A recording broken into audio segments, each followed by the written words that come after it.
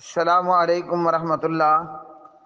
الحمدللہ رب العالمین والصلاة والسلام علی اشرف الانبیاء والمرسلین۔ پیارے بھائی، سوال آپ کا جرابوں پر مسح کے حوالے سے۔ جرابوں پر مسح کے حوالے سے اس سے پہلے بھی تفصیلاً جواب دے چکا ہوں، اب بھی دوبارہ عرض کیے دیتا ہوں۔ اس پہلے جواب کی اپنی ایک اہمیت ہے اور یہ اب ایک تازہ فریش جواب، اس کی اپنی ایک اہمیت ہے۔ بات یہ ہے کہ جرابوں پر مسح کرنا بھی درست ہے جیسا کہ موزوں پر مسح کرنا درست ہے۔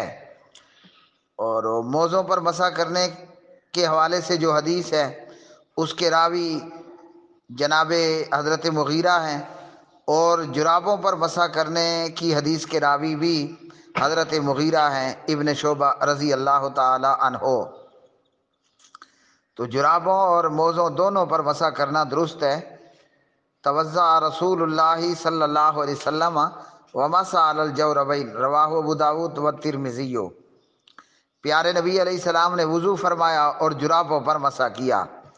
جراب جوربین اگر باوضو پہنی ہے تو ان پر مسح کرنا درست ہوگا، مقیم کے لیے 1 دن 1 رات اور مسافر کے لیے 3 دن 3 رات۔ اور جہاں تک بات ہے فقہ حنفی اور جرابوں پر مسح کرنا، تو یہ میرے پاس ہدایہ کی شرح اشرف الہدایہ ہے جس کے مؤلف جمیل احمد اور اسی طرح مفتی محمد عابد صاحب ہیں حافظہم اللہ تعالی۔ جرابوں پر مسح کرنے کی شرعی حیثیت کے حوالے سے ہدایہ میں ہے ولا یجوز المسح علی الجوربین عند ابی حنیفہ رحمہ اللہ الا ان یکونا مجلدین او منعلین، وقال یجوز اذا کانا ثخینین۔ امام اعظم امام ابو حنیفہ رحمۃ اللہ علیہ امام ابو حنیفہ رحمۃ اللہ علیہ کے نزدیک جرابوں پر مسح کرنا جائز نہیں مگر یہ کہ وہ دونوں مجلد ہوں یا منعل ہوں، اور صاحبین نے کہا کہ جائز ہے بشرط یہ کہ موٹے کپڑے کے ہوں۔ صاحبین سے مراد امام قاضی ابو یوسف اور امام محمد بن حسن الشیبانی ہیں رحمہم اللہ تعالی۔ اللہ تعالیٰ دونوں پر تینوں پر اپنی رحمتیں نازل فرمائے۔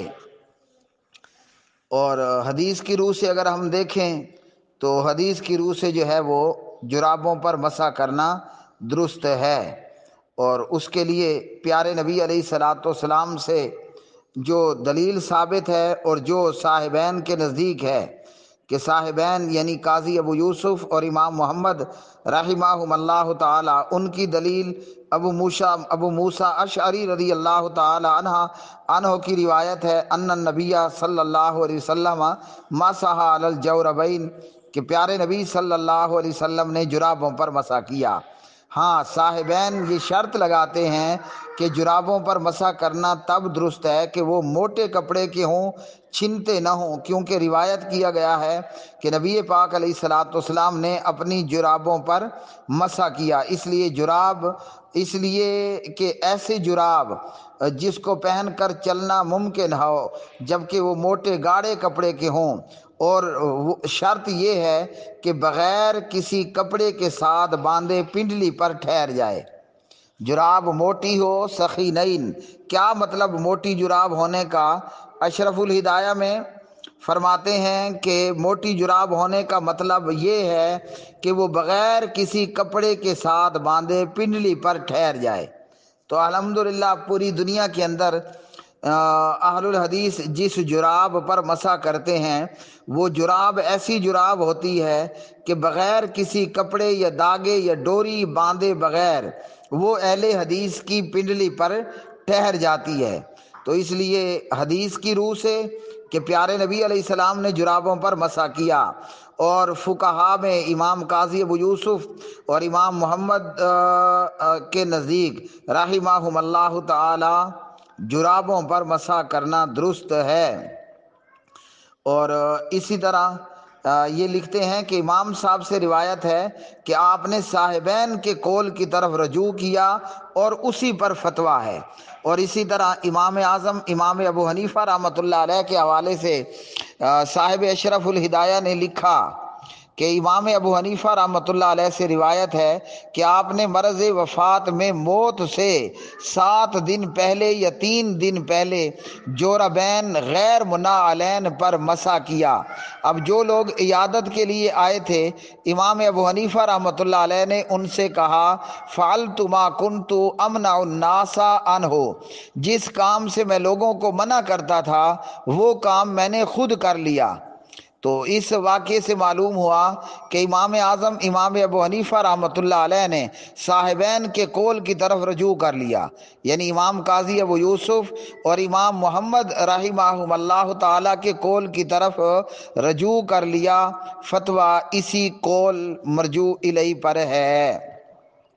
تو اشرف الہدایہ کے مطابق یہ ہے ہاں جی کہ جرابوں پر مسح کرنا ان صاحبین کے نزدیک بھی جائز تھا۔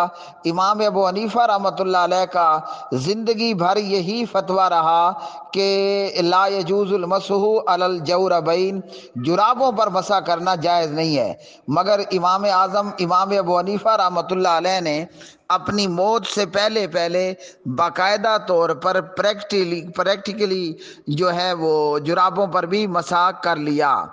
اب یہاں فقہ کی یہ شرط کہ وہ منعل ہوں یا مجلد ہوں، تو پھر ان کے اوپر جو ہے وہ مسح کیا جا سکتا ہے اور ان پر مسح کرنا درست ہوگا۔